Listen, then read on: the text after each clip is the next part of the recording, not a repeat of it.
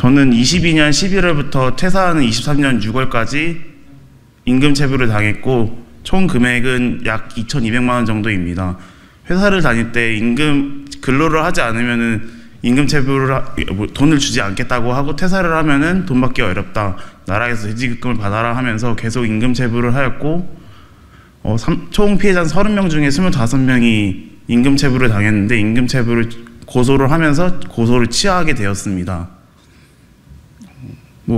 근로감독관께서 고소를 취하해야지 대지급금 받을 수 있다 이렇게 말씀을 하셔가지고 저희 25명 임금체불 취하를 하게 되었습니다.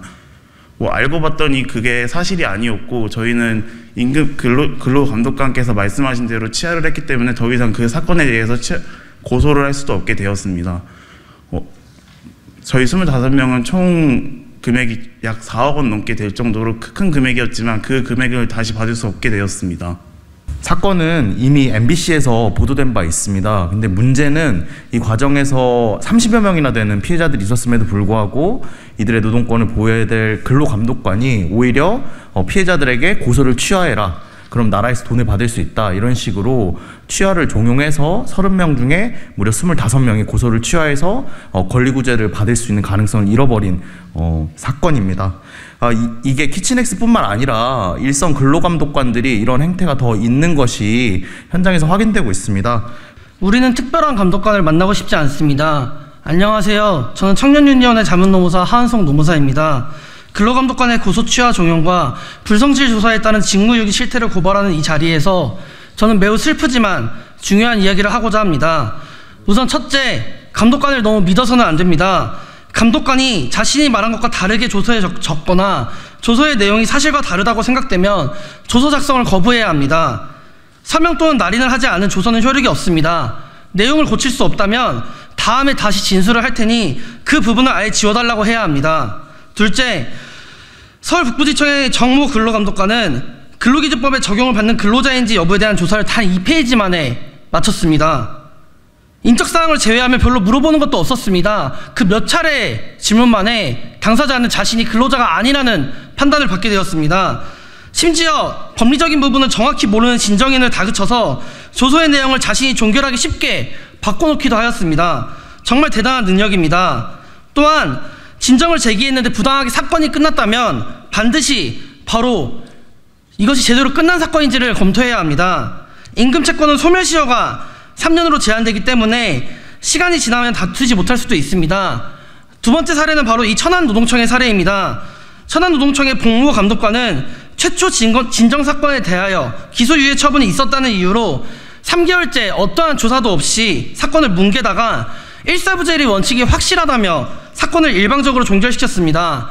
그러나 이 근로감독관의 호언점담과는 달리 해당 사건에는 일사부재리 원칙이 적용되지 않는 것으로 정정되었고 천안노동청의 근로감독과 과장은 모든 근로감독관에게 재발방지 교육을 하기로 약속하였습니다.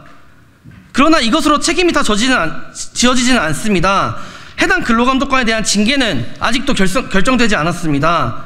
제가 맡은 사건의 개수는 전체 이 임금체불 사건의 극히 일부일 것입니다. 비가 저에게만 몰아서 내릴 리도 없습니다. 그렇다면 왜 저는 이런 근로감독관들을 계속 만나는 것일까요? 이것이 바로 근로감독관의 현 주소일까요? 언급했던 감독관들 중에서는 올해 상반기 퇴직공무원 정부 포상 후보 명단에 올라간 사람도 있었습니다. 근로감독관 직무규정 제3조에서는 감독관으로서의 자질을 갖출 것, 노동자의 권리구제에 최선을 다할 것을 규정하고 있습니다. 그러나 제가 맡은 이 앞선 두 사례와 키친엑스 사건을 담당한 근로감독관들은 이 기회에 자신이 누구인지 이 근로감독관의 직무규정을 다하고 있는지 스스로에게 물어야 할 것입니다. 우리나라 노동청에는 특별 근로감독관 조장풍은 없고 특별하게 정말 다른 감독관들만 있습니다. 그러나 우리는 평범한 그리고 내 사건을 제대로 성실하게 조사해줄 그런 감독관들을 만나고 싶습니다.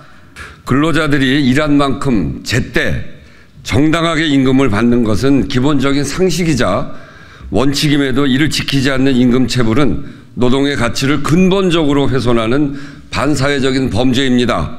국민 개개인의 삶의 행복과 민생경제의 안정을 위해서라도 임금체불은 반드시 근절되어야 합니다. 이 말은 누가 한 거냐면 2달 전에 한동훈 법무부 장관과 이정식 고용노동부 장관이 임금체불 엄단 대국민 담화에서 발표한 내용 중에 일부입니다. 전국에서 임금체불 근절 기획감독을 실시하고 전국 검찰청에서 체불 사건 전문 조정팀을 운영하겠다고도 발표는 했습니다. 그렇지만 이 정부 발표에도 임금체불은 급증하고 있습니다. 고용노동부에서 자료를 받아보니까 2023년 9월 현재 임금체불액은 1조 3천억으로 작년 동기간에 비해서 훨씬 증가했습니다. 피해자도 20만 명을 상회하며 최근 조사에서는 노동자의 43.7%가 체불을 경험했다는 결과도 나오고 있습니다. 도대체 이 정부는 임금 체불을 위해서 뭘 하고 있는지 알 수가 없습니다. 더 큰 문제는 노동권을 보호하고 임금 체불 문제를 적극적으로 해결해야 할 노동부 근로감독관들이 직무유기가 벌어지고 있다는 점입니다. 기강이 완전히 해이해져 있습니다. 앞서 피해 청년들이 발언과 같이 청년 노동자들이 근로감독관의 불법적인 고소 취하를 종용당하고 있습니다. 근로감독관은 피해자들이 진정이나 고소를 제기하면 맨 처음 만나는 노동경찰이라고 불리우는 아주 중요한 공무원입니다. 하지만 이번 사건과 같이 노동자 권리 침해로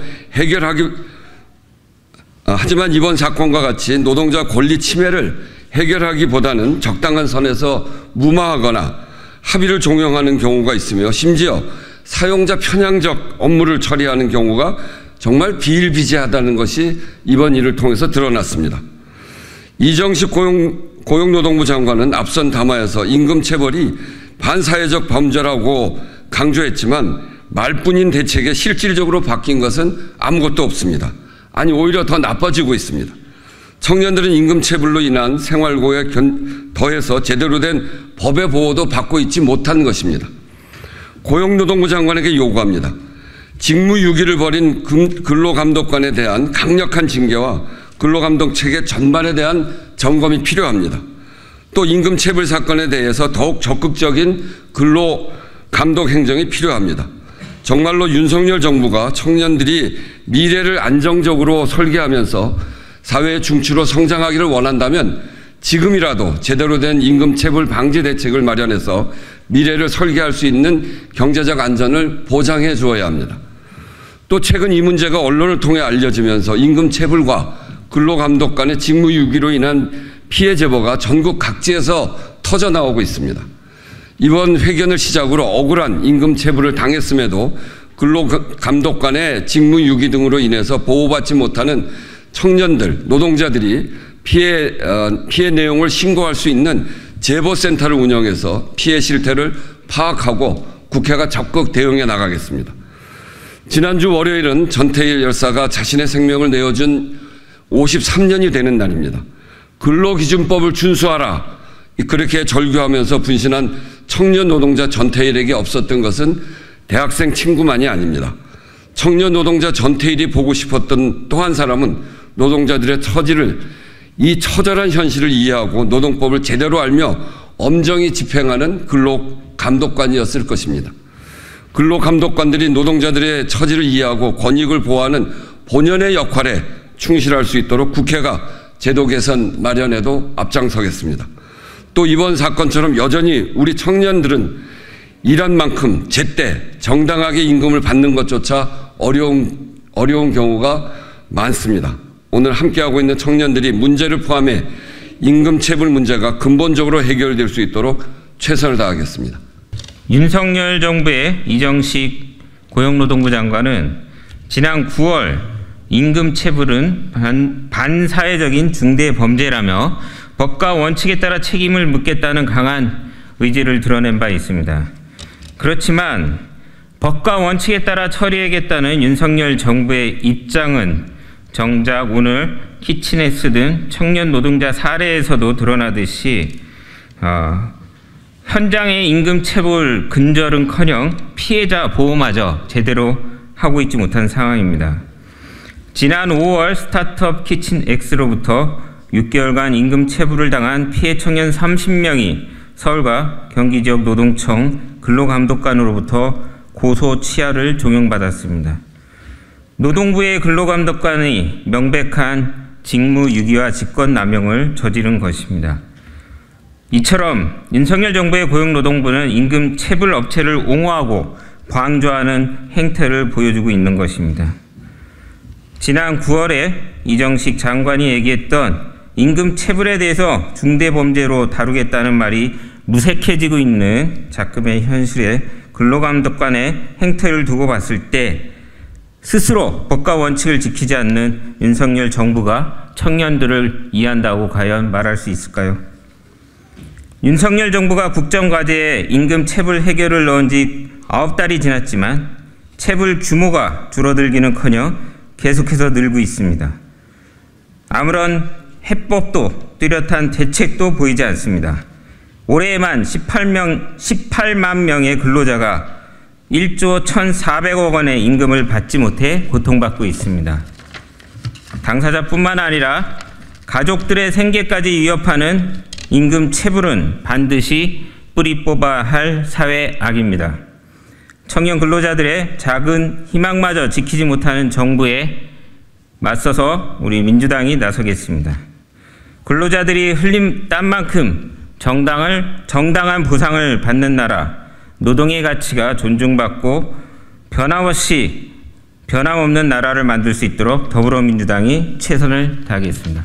오늘 기자회견은 10수억 원의 임금을 떼인 전직 청년 노동자들 30여 명이 함께합니다. 나이도 체불 임금도 제각각인 30명의 청년들은 공유주방업체 키친엑스에서 2019년부터 근무를 시작했습니다. 하지만 이들은 자신의 꿈을 키워온 첫 직장에서 발생한 임금체불로 생활고를 겪게 되었습니다. 이 업체에서 일하던 피해 청년들은 요식업계에서 커리어를 이제 막 시작한 사회초년생들이었습니다. 매장을 20개 이상 오픈한다고 하는 등 업체의 성장 속도가 매우 빨라 보였기에 비전을 갖고 입사했지만 투자 유치에 실패하며 월급이 밀리기 시작했습니다. 급기야 2022년 11월부터는 아예 무급으로 일해야 했습니다. 피해 청년들은 매장 음식으로 끼니를 때우고 교통비를 빌려가면서 출퇴근해야 했습니다. 체불 액수가 늘어날수록 일을 할 수도 일을 그만둘 수도 없었습니다. 결국 2023년 5월 피해 청년들의 6개월치 임금이 밀린 상황에서 키친엑스의 모든 매장이 폐업했습니다. 사업주는 휴대전화를 없애가며 잠적했습니다. 피해자 30명은 서울과 경기 지역 노동청에 진정을 접수했습니다. 진정된 접수 사건 30건 중 일부가 현재 조사 진행 중이며 그중 3건이 검찰로 송치되었습니다. 하지만 고용노동부 근로감독관의 불법적인 고소 취하 종용에 의해 그중 25명의 피해자들이 형사고소를 취하했습니다. 해당 사건의 근로감독관은 고소 취하서에 쓸 문구까지 불러줘가며 고소 취하를 종용했다고 합니다. 특히 고소를 취하해야 사업주 대신 국가가 체불 임금 일부를 지급하게 되어 있는 대지급금을 받을 수 있다며 취하를 요구했다고 합니다. 관련 법령, 고용노동부 규정 어디에도 대지급금을 받으려면 형사고소를 취하해야 한다는 규정은 없는데도 근로감독관은 고소 취하를 종용했습니다. 직무유기입니다. 피해자들은 처벌과 체불 임금 반환 모두를 원합니다. 그러나 피해자가 고소만 취하하면 사건은 그대로 종결됩니다. 근로감독관의 잘못된 요구로 인해 피해자들의 의사와 반하는 결과를 낳을 수도 있는 것입니다. 키친엑스뿐만이 아닙니다. 고용노동부 천안지청 근로감독관이 청년 임금체불에 대해 피해에 대해 3개월 동안 아무런 조사도 진행하지 않다가 일사부재리 원칙에 어긋난다며 사건을 종결 처리했습니다. 이로 인해 해당 청년은 1,400여만 원의 체불 임금을 소멸시효로 인해 못 받게 되었습니다. 천안지청은 얼마 전 해당 근로감독관의 직무유기를 인지하고 조치할 것을 밝혔지만 피해 청년에 대한 구제 대책은 전무한 상황입니다. 한동훈 법무부 장관과 이정식 고용노동부 장관은 지난 9월 임금체불은 노동의 가치를 본질적으로 훼손하는 반사회적인 중대범죄라며 법과 원칙에 따라 책임을 묻겠다고 했습니다. 하지만 임금체불의 문제를 최일선에서 다루는 노동부와 지방노동청에서조차 그 원칙은 지켜지지 않고 있습니다. 키친엑스 피해자들은 나라가 지급한 대지급금 2억 1,500만 원 외에는 사업주로부터 단 1원의 체불임금도 돌려받지 못했습니다. 키친엑스뿐만이 아닙니다. 올해 18만 명 청년들이 1조 1,400억 원의 임금체불로 고통받고 있습니다. 한 달을 벌어 한 달을 먹고 살아야 하는 청년들에게 임금은 생명줄과 마찬가지입니다. 청년 노동자들의 생존권을 박탈하고 있는 사업주에 대해 일벌 100개의 원칙으로 엄정하게 처벌해야 합니다. 노동행정의 주무부처인 고용노동부는 직무유기로 의심되는 근로감독관을 엄벌하고 생활고를 겪는 청년들이 밀린 임금이 지급될 수 있도록 가능한 모든 수단을 써야 합니다. 더불어민주당 을지로위원회, 우원식 의원실, 이동주 의원실, 청년유니온은 공동으로 오늘부터 청년 임금체불 사건과 고용노동부 근로감독관의 직무유기 등 위법 행위에 대한 익명제보센터를 운영합니다. 수합된 제보 내용을 바탕으로 임금체불로 고통받는 청년들이 눈물을 닦아주고 고용노동부의 안이한 근로감독 행태를 개선하기 위해 온 이름을 쏟겠습니다.